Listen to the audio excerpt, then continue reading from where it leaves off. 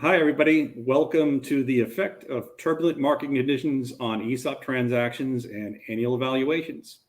My name is Jim Higgins. I am a managing director at Pilot Hill Advisors. We are a firm that exclusively caters themselves to private companies to help and assist them in understanding what an ESOP transaction is, to evaluate whether it be appropriate or not, and to help them get it executed.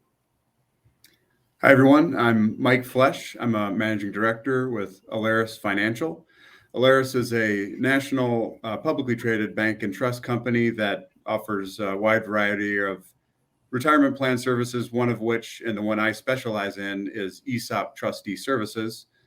We have a national practice, and I am based out of San Clemente, California.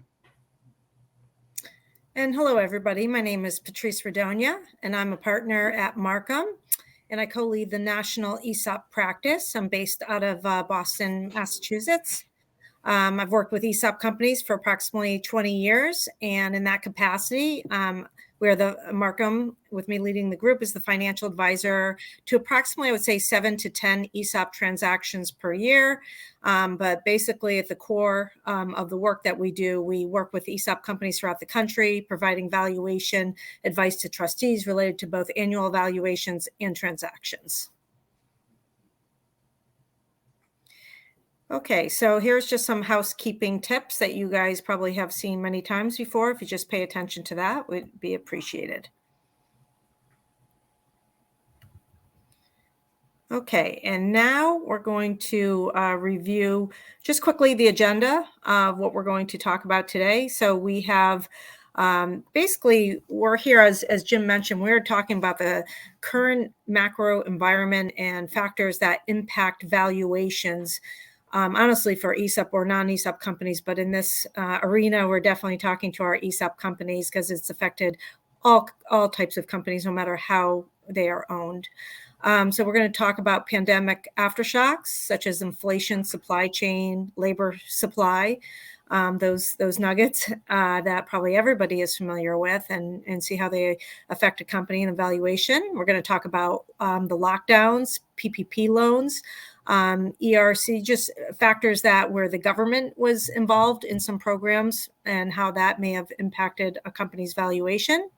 Talk about inflation and interest rate impact on valuations. And then we're going to go into market data to see how the market data itself impacted valuations, and both annual valuations and how current market data is affecting and recent events are affecting transaction structures. So that is the agenda, but just I want to take a brief moment to kind of just talk about our agenda that we want to cover today. Just the fact that when we submitted this topic to present on last fall, we all thought it would be highly relevant given the changes we had seen in the market conditions since the pandemic. What we did not clearly know were the continuing changes that we have all witnessed from last fall until now, our presentation date, with the most striking change coming in the form of increased rates of borrowing, continued inflation, and the effect that tools put in place by the federal government to stave off that inflation would have on the financial conditions of the banks and banks that are lending money to businesses of all shapes and sizes. And it turns out the impact was very severe to several major lending institutions. So these factors that are external to our companies really are having an impact on the economy overall and the banks that are lending money to our companies. So we think that our topic is even, I guess, a little bit even more relevant than we ever could have imagined 6 months ago when we decided to put in a topic to speak about. So I hope that you enjoy this and this is relevant for you and the things that you think about with your company. Well, the first thing we'll touch on here is inflation, which really kind of is the overarching theme for all we're talking about. And of course, we can point to the pandemic as the root cause of inflation. Now, specifically, inflation is as a result of there being too much demand and not enough supply to meet that demand in the economy. And so we look at demand, it stems from two forms of stimulus that stimulus programs that the government embarked on kind of right at the outset of the pandemic. The first type is fiscal stimulus, which is essentially direct payments to businesses and individuals, or tax credits, or some type of supplemental forms of payment that they receive. Basically, more money, direct money to spend as a result of that stimulus. And then the second would be monetary stimulus, which is done largely at the central banking level of the economy, and that kind of comes about with two ways in and of itself. The first would be through the expansion of the Federal Reserve's balance sheet, essentially buying its own bonds and or mortgage-backed securities even. And then, of course, the Fed controls interest rates through raising and lowering the Fed funds rate. And so it embarked on that kind of through 2021. And as a result of those two forms of stimulus, the money supply grew by almost 40%. But by the time we got through a 2-year period ending in 2021. So now we have businesses and individuals with more money to spend or easy credit to obtain. And that obviously fuels demand. And there was actually pandemic related demand as well, where people were shifting from a work from home environment, or they were maybe moving out of larger cities, moving to suburbs. And so we saw materials related to home building or office supplies, computers, certain, you name it, toilet paper. Demand shot up, and of course, if you have more people bidding up the price of any kind of material, the price will rise. And of course, that is compounded when the supplies can't meet that demand. And so going into the pandemic, supplies were already lean, meaning the supplies weren't prepared. We didn't have enough supplies that we needed going into the pandemic. Nobody contemplated that we would see this demand. And so pandemic comes, we're not prepared. And of course, the production of those supplies, even down to oil, any kind of commodity, that was hit, almost instantaneously when we saw kind of a severe dip in economic activity following the initial lockdown phase in March of 2020. And that didn't really recover until several months, if not, almost a year plus after that March 2020 lockdown period. So not only were we not surprised and caught off guard, it also took us quite some time to get back on a solid footing. And so at the end of the, I say 2020, at the end of 2021, we were, in pretty big trouble. And I think we saw all of last year was, inflation was kind of that was the topic that was on the top of everybody's minds for the economy. And inflation persists to this day. It may not be getting as bad. It may not be getting worse at the same pace that it did throughout 2022, but it still persists. And now we're faced with the impact of dealing with inflation. So understanding how inflation kind of came about, now we want to talk more about how we implement or incorporate our understanding of inflation into evaluation. And obviously everything is company specific here, because each company, depending on their industry or where they're operating, is going to be impacted by inflation differently. Now, as the trustee, we're responsible for overseeing the valuation process, and ultimately we're responsible for accepting a valuation that's been valuation price that's been recommended to us by the appraiser. And so for us to confidently accept that value, we need to understand how it came about. And one way we can do that is through the management interview portion of the overall due diligence process. And that helps us, and really more importantly, the appraiser, to understand, the story behind the numbers. And so if we're looking at different ways that inflation can impact a company, one of those is higher revenues, which could be as a result of selling at a higher price because that's the going rate for whatever they're selling.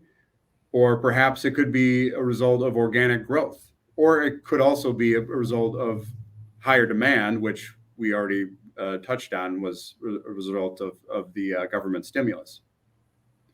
And so one question for appraisers to ask and for trustees to understand the answer is, where is the change in revenues? What does it stem from? Yeah. And then, Mike, do you mind if I just offer a little bit of context there? Because I have absolutely seen what you are talking about.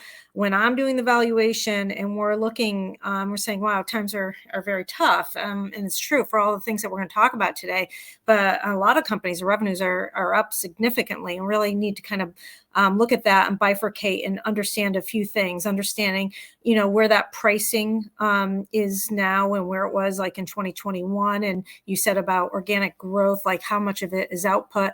And a key thing there is also how much is maybe pent up demand from 2021 that you had a surge in 2022 that may be difficult to replicate in following years. But I actually do have a little bit of data for, I work a lot with construction companies. So I have a little bit of data here of some of the crazy pricing changes that companies had to deal with that were reflected in the top line of the revenues. So if you have like a general contractor who's recording their revenues based on the size of the contract price and multiply that times all or add up all the contracts that they're working with to get their total top line revenues. I'll give you an example of some of the inputs that go into the total price of a construction company contract. Lumber itself in 2022 fell 6.9% compared to the high in December, and 26% over the course of 2022. And so that was from a significant increase that they had the year before. I mean, those are just crazy numbers. We had steel mill products that had 6 consecutive declines in 2022 after soaring 128% in 2021. So prices dropped almost 30% in 2022.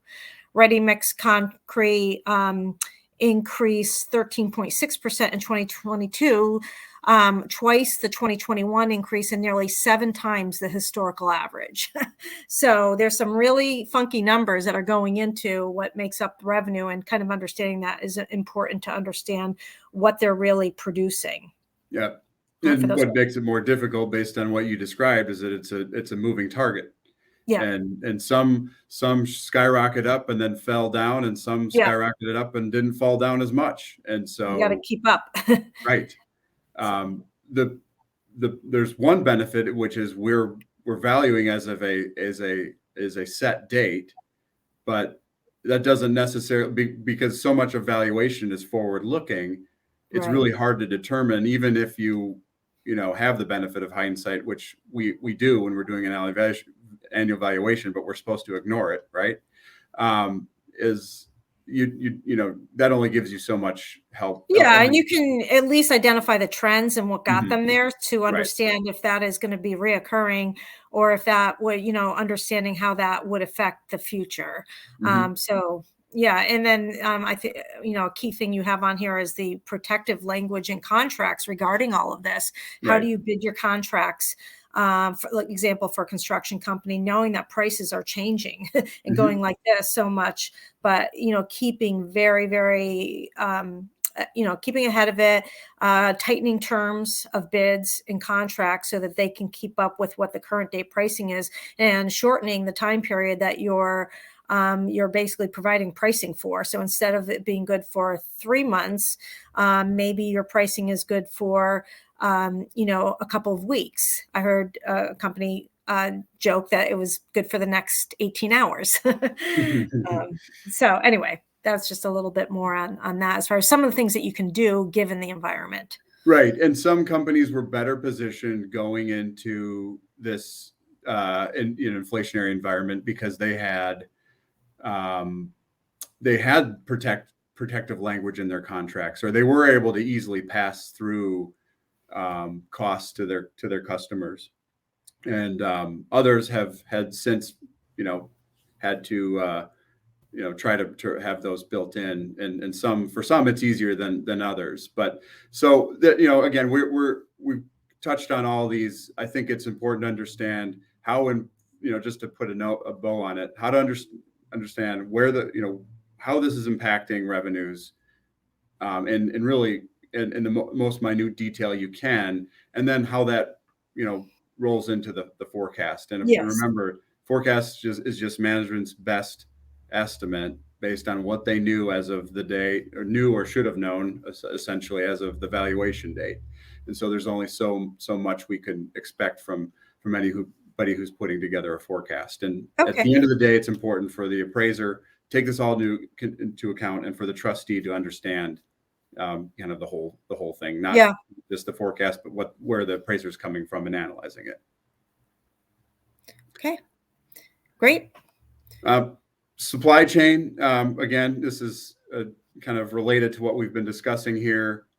This is an issue that, and depending on what supplies you're talking about, could be worse than others. I think in large part, we're seeing some of the burdens lessen, perhaps, but I'm hearing from a lot of my clients that they're seeing more of a stabilization of the trend, not seeing things necessarily get worse, but not necessarily seeing things get better. But at the end of the day, just like with the inflation, it's important to understand how that's impacting the business. Are they having a harder time getting products, so their sales volume is down?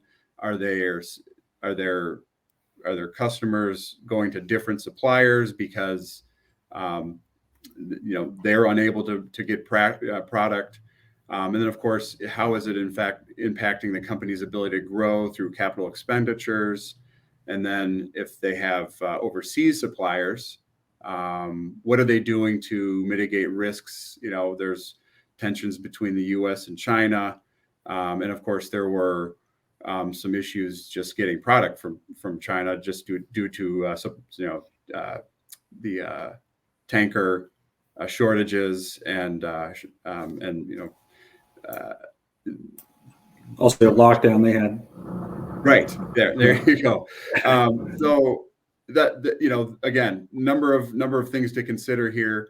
Want to know how it impacted the income statement, kind of from a historical perspective, and I suppose balance sheet as well. If companies are used to having a certain level of inventory on the books, and that's constrained due to this. Yeah. That's an important thing. But Patrice, anything you'd add on just the general supply chain? I would just add two quick takeaways that I've seen. One is you're definitely right on the spot purchasing and maybe building up inventory and looking at the composition of the balance sheet, how that may have changed and how they're using, cash flow to do that so that they're not stuck without supplies. That's happening, I would say, not completely across the board, but with a significant number of companies. And the other thing that I see a lot of companies finally talking about, we always had that where we analyze the risk of supply and that being a risk factor, but it really came to fruition. It meant something in these last couple of years. So I'm having a lot of companies, talking about and reevaluating disruption mitigation strategies where they're really looking at the supply chain, not only of their suppliers, but beyond that, to say, well, where are they getting their supplies from? And is there a risk that would affect me? So they really understand the entire infrastructure of their supply logistics, and for sure are looking to diversify and to mitigate some supply risk. So. Okay, thanks. Yep. Moving to labor. Now, we'll kind of tee this up looking at a couple of charts here. The first one is really labor supply versus labor demand. And so the blue line here on this chart, which is from the St. Louis Fed, represents labor demand, beginning in going back to mid 2017 through, I guess March of 2023. And the red line represents labor supply over that same period of time. What you see is really beginning in, as far back as this chart goes, well, about 2018, we start seeing a spread between labor supply and labor demand. And it is actually fairly consistent until we hit the pandemic. And we have, more, even going into the pandemic, we had a shortage of labor supply. Of course, that flipped very briefly for a short period due to the pandemic and the kind of the abrupt economic slowdown we had. But then it, kind of went back to a shortage of supply, and that supply shortage then grew, and it grew probably through two factors here. So one would be stimulus, given to businesses that allowed them to make more investments in people, and of course they had to keep up with the demand for the goods and services that the stimulus, the two forms of stimulus produced.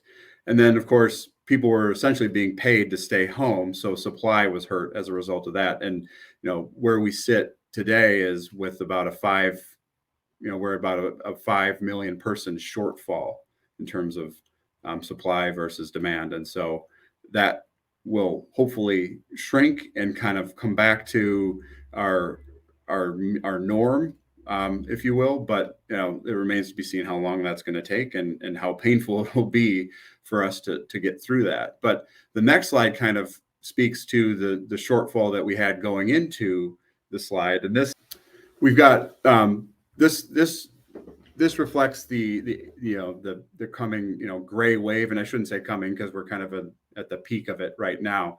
But these two lines represent men and women who are attaining the age of 65, each day as we move here. And the red line, that red vertical line, is kind of where we sit today. And so you can see we're kind of at the peak of I would say retirement age for the U.S. population.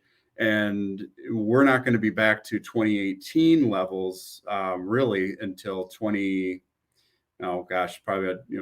late in the 2030s on a consistent level.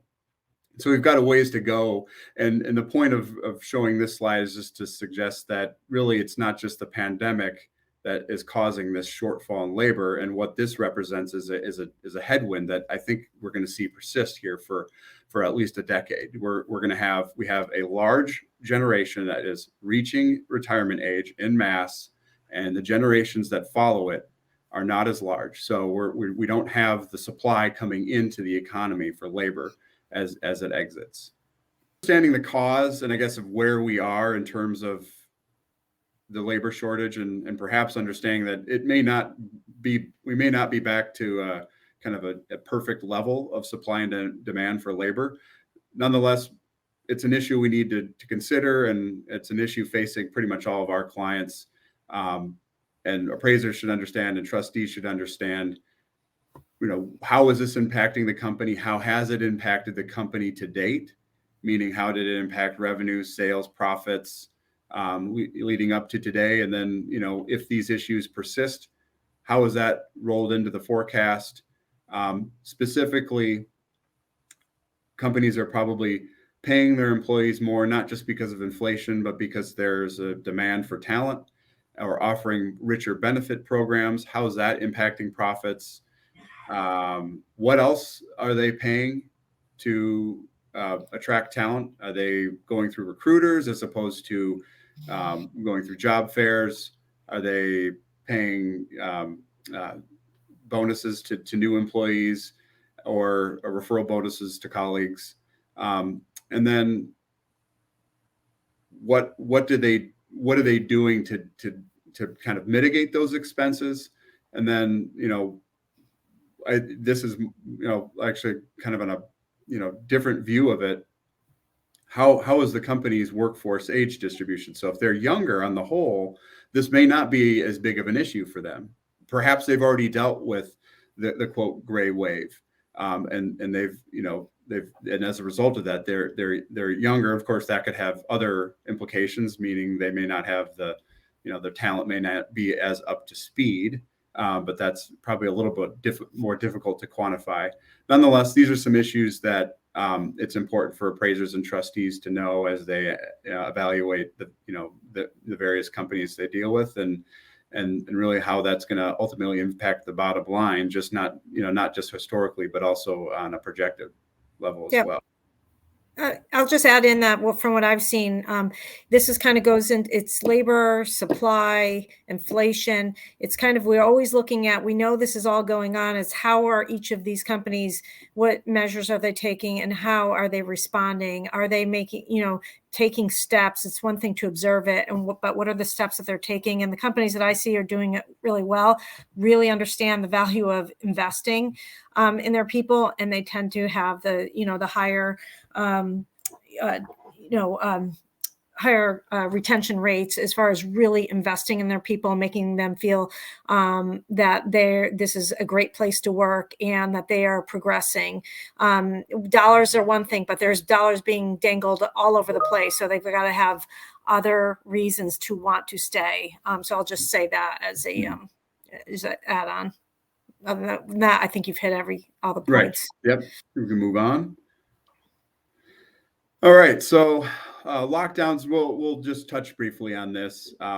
Many of these issues have really been discussed ad nauseum kind of up to this point, especially PPP programs. But, broadly, the impact of the lockdowns and just COVID in general depended on where you were situated, and probably more importantly, what a business did. The example here, airline catering company versus garbage removal business, sums it up perfectly. We can easily point to the one we know was probably not impacted at all, other than that, on the labor front. And so, notwithstanding that, for the most part, many of these companies got the same amount of stimulus, or perhaps more, depending on how many of the employees they had, regardless of how they were impacted. It was some of these stimulus programs, the PPP programs, for one, cast a pretty broad net in terms of who those applied to. And so a lot of companies benefited from those, but didn't see the hit to their income statement that others did. And others were impacted very negatively by the lockdowns or by COVID in general. And the PPP funds or the employee retention credits weren't enough to help kind of bring them to, on par with where they should have been. So, the question for appraisers is how is this evaluated? Not just those, programs, but also just a black swan event in general. How is that? Yeah. Mike, these are all great points, and all, what I would say is that you basically analyze them very carefully to understand they did happen, and some companies did get some had a hit to their balance sheet and their income statement, some had an increase. But to understand it is what it is, and it is historical at this point, and to understand that they are non-reoccurring events. The only thing that might carry is if the company's balance sheet got really improved and stay improved, they may have a better looking balance sheet going forward, but to keep your eye on it is all I would say. All right. Okay, so we'll take a look now at what inflation and rising interest rates are doing on equity values. The first thing to take a look at is the company's debt. And if a company specifically borrows a lot of money, we need to understand what portion of that debt is floating rate interest versus fixed rate. So floating rate interest resets usually on a monthly basis based on either prime rate or SOFR or some sort of other index. But if the company does borrow a lot of money and a large portion of the debt is floating, then the company is at risk of those interest rates rising. And that interest rate increase will potentially negatively impact the company on several different fronts. The first is the ability of the company to service its debt. And just like increasing labor and material costs, like we've been talking about before, the increased interest costs may also negatively impact the company's profitability and its equity value. The second issue is whether the rising interest rates are dampening the company's desire or ability to get financing to pay for capital expenditures that are really needed by the company to either maintain its operations or to grow the business. If the company's capex is being constrained, then it may not be able to either grow or maintain the profit margins, and it will then have a negative impact on the valuation.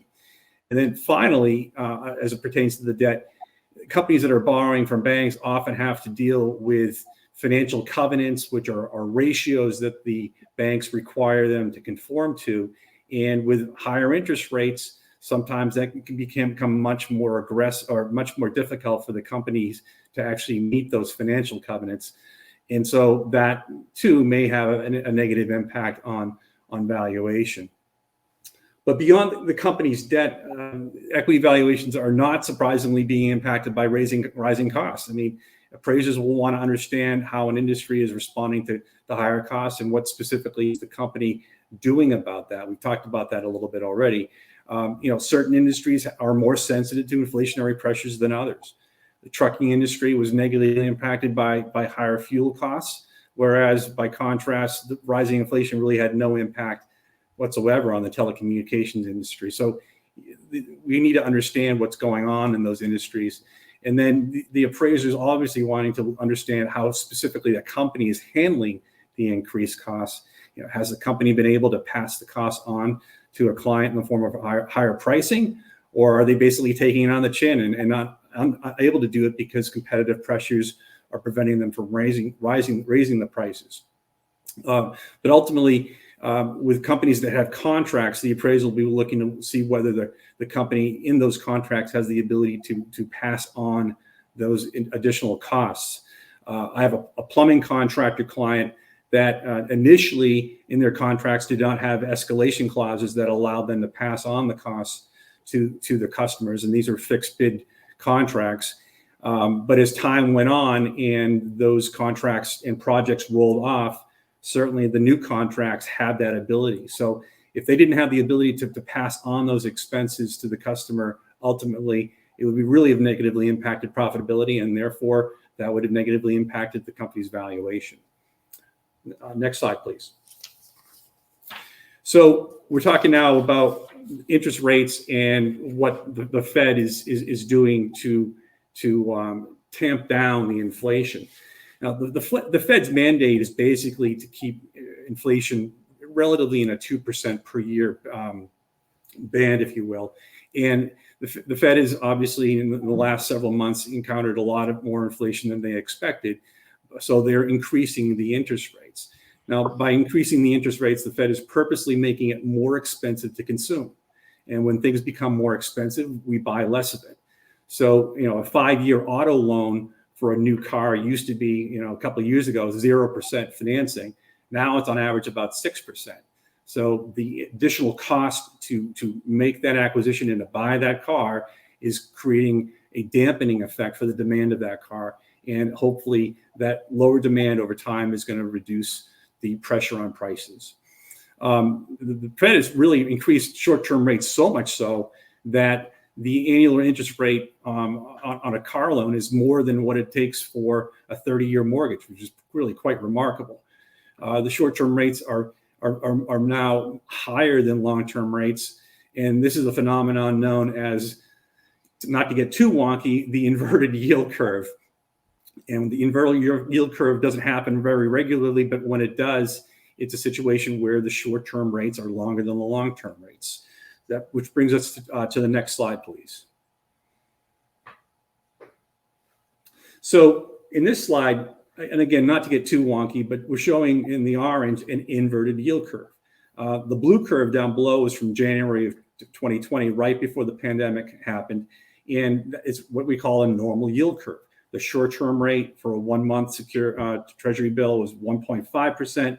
Going out further on the right-hand side of the slide, the 30-year was about 2.5%. So that's a normal yield curve. So number one, that's normal. But number two, you can see how the increase of rates have occurred over the last couple of years to where we are now, which is represented by the orange curve, the inverted yield curve, where the short-term 1-month security is around 4.5%.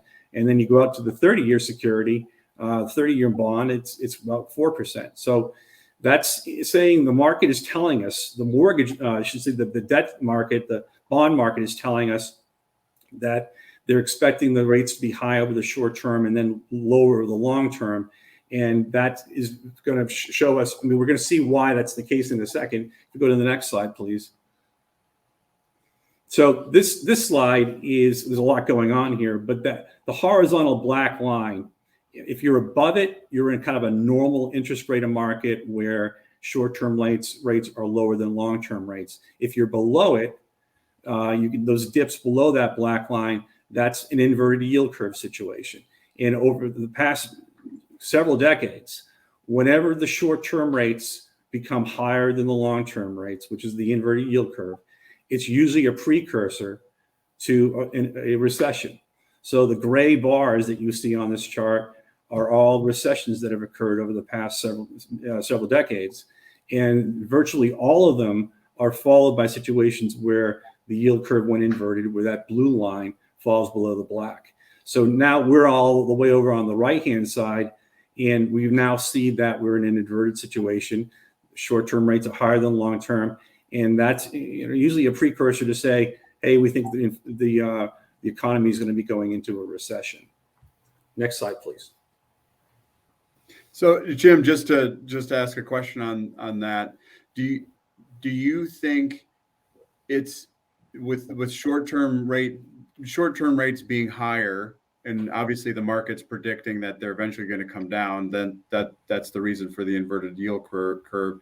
Those short-term rates often tamp down economic, I guess, growth to the point where it recedes. Is that kind of what? Yeah, I mean, really, it's the government, it's the Fed trying to price products out of the market. And when that happens, interest rates are going up. It takes more money to buy things. Mm-hmm. And when that happens, basic economics tell you when prices are higher, you're going to stop consuming as much. When he stops consuming as much, there's going to ultimately come more supply, and then the pricing kind of normalizes itself and starts coming down because there's less demand and more supply. Okay, thank you. So the impact on interest rates, interestingly enough, with companies in the valuation process, if a company happens to have a lot of fixed rate, low cost debt, so let's say they've got $10 million of debt that's at a fixed rate of, let's say, 3%. And they did that several years ago. And now the current rates are 6 or 7%. Interestingly enough, there's going to be a positive impact for a company that was able and fortunate enough to get in and lock in those rates at a low cost. So if you have two companies, let's say, identically the same, with the exception that one company has debt that's fixed at 3%, and the other company has debt that's floating, let's say it's 7 or 8%, that first company is going to have a better valuation because it's got a better deal on that debt. And that is something that is taken into account by the appraisers when they're looking at not only the fair market value of the equity of the company, but they're also looking at the fair market value of the debt. And with the rates as high as they are for companies that have that low cost debt, they're going to see a positive impact in their valuation. But overall, the cost of debt definitely feeds into the cost of capital. The debt is part of the capital, is the equity. And when the cost of capital goes up, then we are going to see value multiples and valuations go down, all of the things held constant. So when a company that has debt on its balance sheet, it's seeing higher interest rates, that's going to usually, all of the things held constant, result in a higher cost of capital. When there's higher cost of capital, that results in a lower valuation. If you could go to the next slide, please. So in this chart, we're just kind of correlating the interest rate environment to what's going on in the broader equity markets, which is the S&P 500. And so we can see by the red bars, those are the interest rates. That's the Fed funds rate. And we were going along for several years back prior to the 2020s, where rates were moderately high, and the valuation on the S&P was kind of stagnant for a bit, but then increasing as we started lowering the interest rates. Then we got to the pandemic in 2020, and all of a sudden interest rates went down to the floor, and valuations started inflating. So now we're back to a situation where rates are going back up and the S&P 500 has come back down. So it's just showing you the correlation between debt costs and what's going on in the market in terms of equity values. Jim, Jim and Patrice, one question I have is, we know that the cost of debt is impacted by these rising rates. Does that mean then if our companies with, say, a higher debt to equity ratio in their overall weighted average cost of capital, are we seeing those companies more impacted by inflation than, say, a company with, I guess if they had, a less to the debt side of the debt to equity ratio, if I can phrase that in a clear way? I think maybe a better way to ask is, how does the debt to equity ratio, how does that play in, given that factor? Are there some? Well, I'll just say that I think if you have two different companies, again, that are exactly the same except for their capital structure, the company that has a higher amount of debt on its balance sheet, there's operational risk associated with the company's ability to service the debt, but also just the pure formula of the weighted average cost of capital. They have a higher proportion of debt. That debt now is at a higher cost. Having said that, even the driver for the equity component of the cost of capital, that also runs off of the risk-free rate, which is the Treasury bond market. Mm-hmm. Right. I would agree. I mean, generally, if they've got more debt, the rates are rising, then they're going to be impacted more.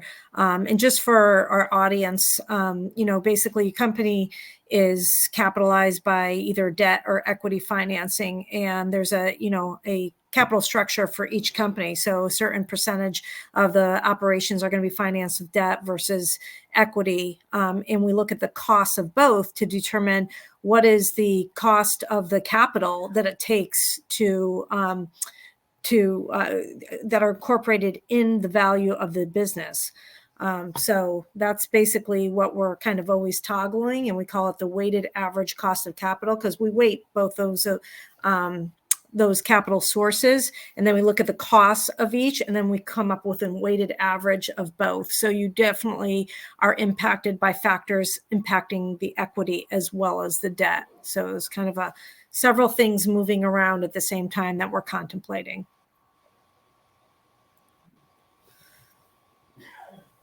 Okay, next slide, please.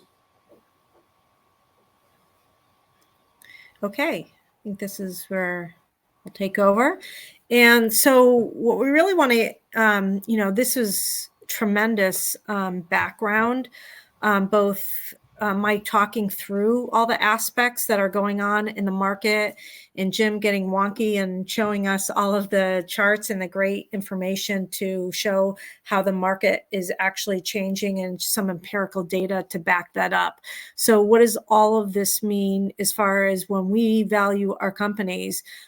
There are so many things to value companies that we will, not be able to get into today. So we're just going to kind of hyper focus on items related to the market. Which is to say items beyond the control of the company. And, when I was initially introducing the concept of why we did this presentation, that's really what we're talking about here, is all of these factors are to say, it's what you have a great company and monitoring everything that should be monitoring inside the walls of their company or on the grounds of their company of every aspect that can be managed properly and optimized.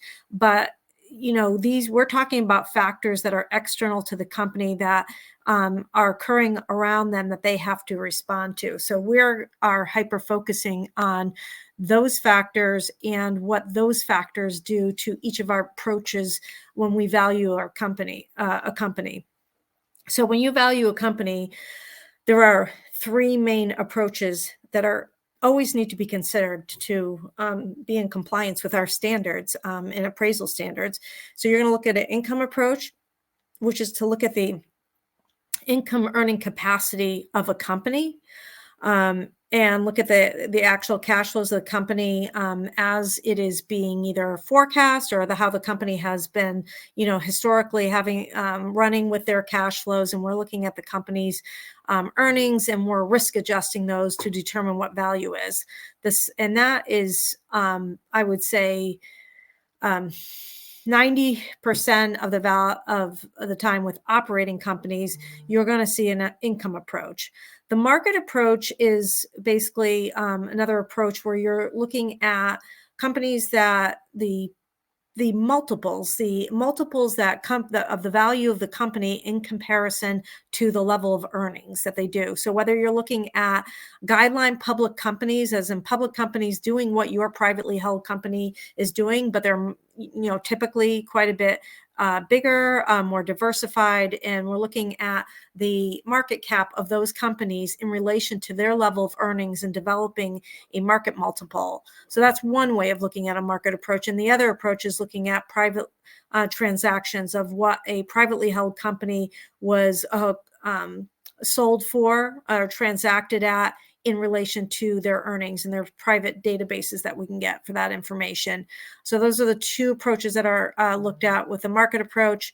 Third approach is the asset approach, and it is definitely can be used sometimes, but not very often. It's usually for highly capital intensive companies where the value of the assets less the liabilities on a market basis would be higher than either the income or market approach. We're going to focus on just the income and market approach. So how did the market factors impact our companies through the income approach?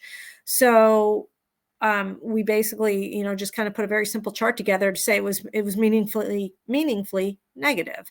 If you keep all of the other factors held constant and just look at the increase in the cost of debt and the increase in the treasury bond, and what that meant to the rate of return, even on the equity portion of a capital structure, because when people are looking to invest in a company, they look at alternatives and say, well, I've got to receive a yield that's higher than at least a risk-free rate, the treasury bond. And so the higher that is, then the higher your total required rate of return if you're an equity investor in a company. So that increased.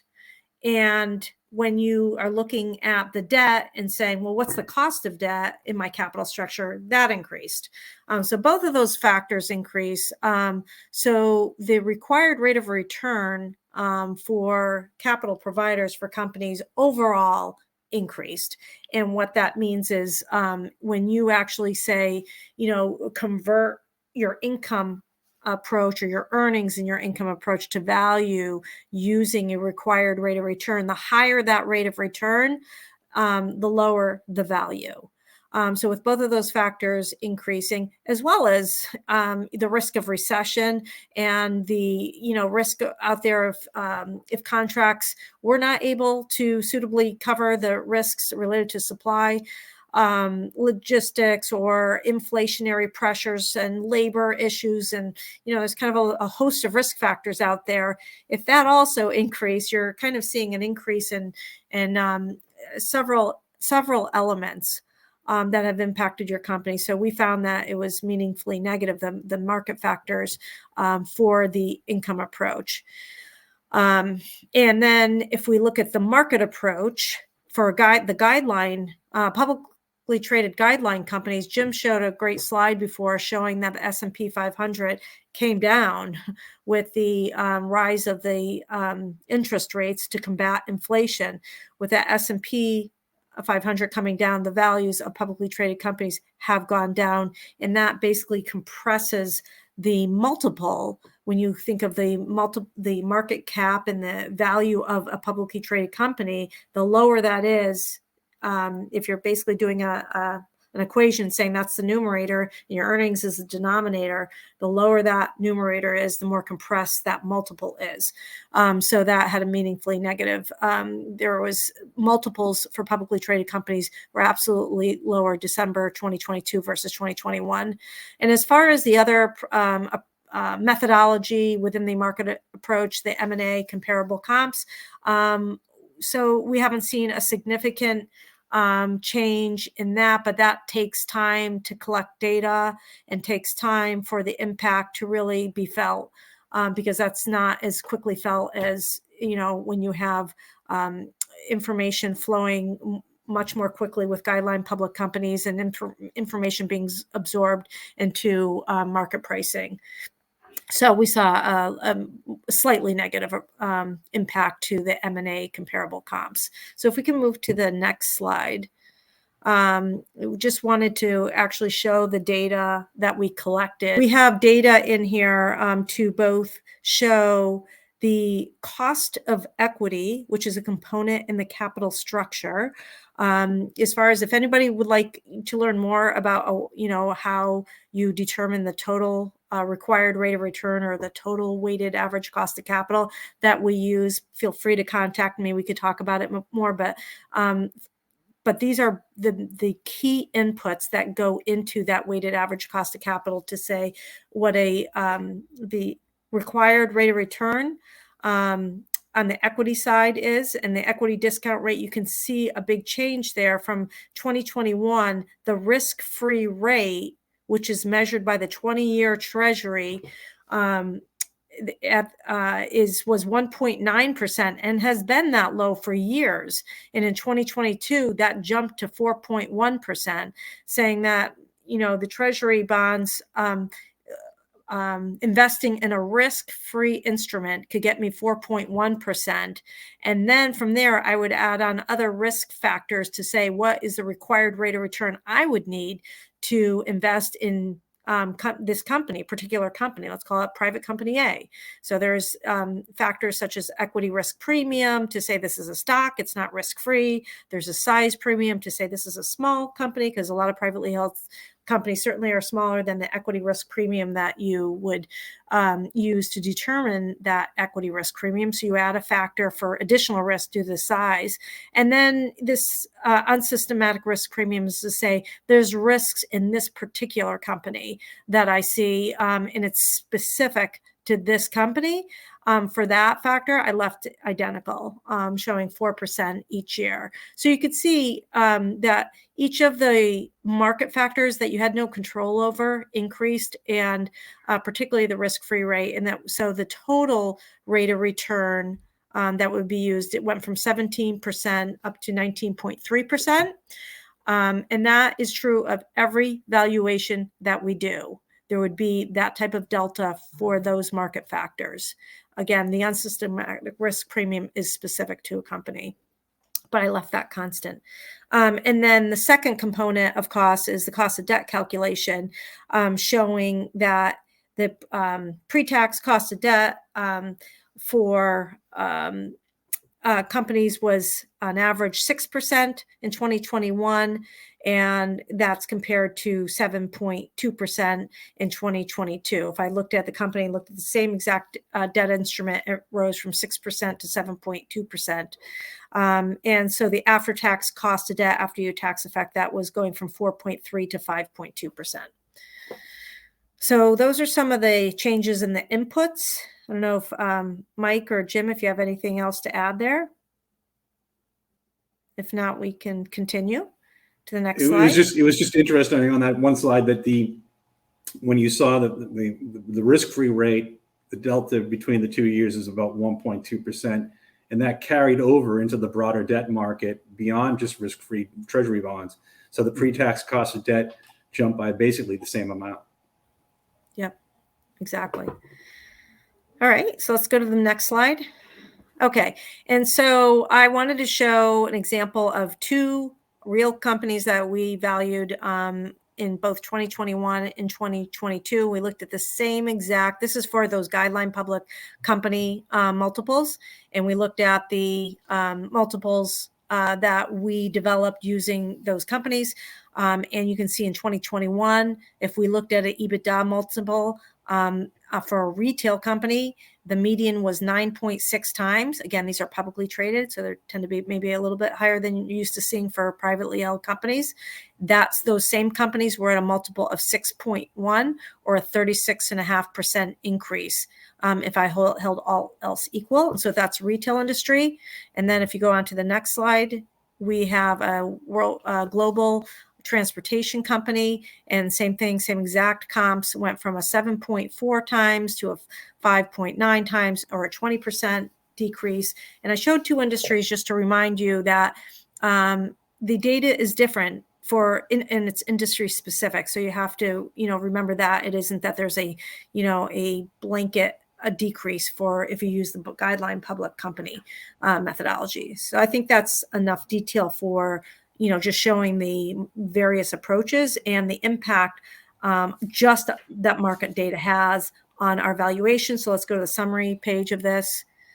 And so holding all other factors constant, accounting only for the change in market data, resulted in a 17% decrease in the enterprise value based on changes in the market data considered. So that's the kind of the big takeaway. And that's the enterprise value is just the value before you consider the actual debt on the company's balance sheet or other factors. So the impact of recent events on transaction structures. Certainly, higher interest rates are impeding more aggressive financing structures. So you're probably seeing that, I'm guessing, Jim and Mike, in your transactions, that it's a little bit more difficult to get financing in place. There's a little more caution out there. So that is there's a lot more scrutiny on the downside risk with these banks now. So when they're taking a look at lending money to a company, they're definitely wanting to stress test the financial forecast models. Mm-hmm. To make sure that the debt structure that they're going to put in there is not going to be tripping covenants and being payment default, in a couple of months. Yep. You want to take the next one and then I'll. Yeah. So the other thing is that the banks, when rates were very low, with companies, when they're borrowing from a bank, it's typically on a floating rate basis. When rates were low, there's really no concern about what they call interest rate risk, which is the risk that rates are going to rise and it's going to become so cumbersome on the company to have to pay so much interest expense. But now the banks are definitely focusing more on saying to a company, look, we'll give you a $20 million loan here. We're going to have a floating rate interest rate, but we also want you to go out and get some sort of a hedging instrument like an interest rate swap that will effectively fix half of the interest rates so that you're not floating on everything. So they're definitely focusing on that interest rate protection. Yep. And as far as the next couple of items, they're related to the seller notes, because oftentimes in ESOP transactions, there's bank financing, but the sellers will take back a note. But I am definitely seeing that there is more caution in the shorter time periods for a seller note. So extending those out to provide some, some cushion if there are some tough years, that it's just there's some concern as far as being able to predict if there's going to be recessionary times in the next couple of years. So kind of extending that out and having a little bit of patience, and always having the option to prepay and to pay that if we get over this next year or two and things are going really well, just prepay that. So as long as just Patrice on that, I mean, from a structuring standpoint, when we're putting together the transactions, we really try to impress on the selling shareholders that the bank is going to come first.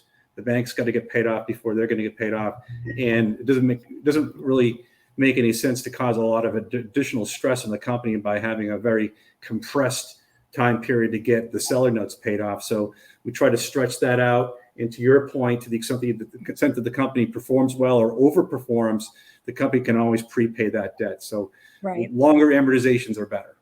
Yes, absolutely. Okay, and overall rates of return on seller notes, because of pushing those out higher, they certainly can push for a higher interest rate. It's warranted. But to your point, you always want to kind of look at that with the risk of not putting too much burden on the cash flows of the company in the first particularly 5 years when there's bank notes outstanding. Of course, the trustee is going to have to bless this as far as the interest rate on seller notes.